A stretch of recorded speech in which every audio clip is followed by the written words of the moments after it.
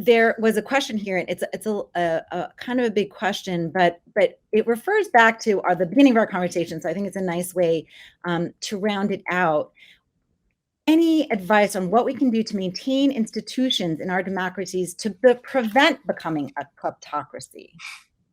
Well, everybody was so worried about America going the wrong way during the Trump era, and that he was chiseling away at all these institutions, and he was trying certainly.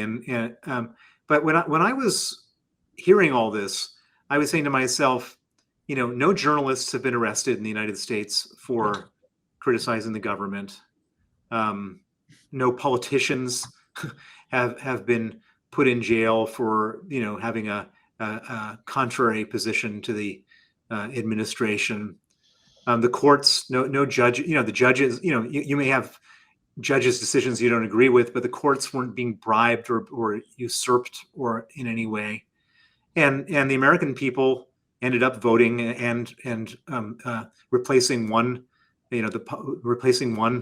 leader with another. Maybe it wasn't a smooth transition of power, but it wasn't completely peaceful, but it wasn't. And so I would say that yes, there were some real attempts being made to sort of weaken institutions, but it's nothing like I've seen in Russia or any other country. And I think that America is very robust. Here in the UK, 2 days ago, we had Boris Johnson submitting his resignation and Liz Truss showing up. There was no problem. It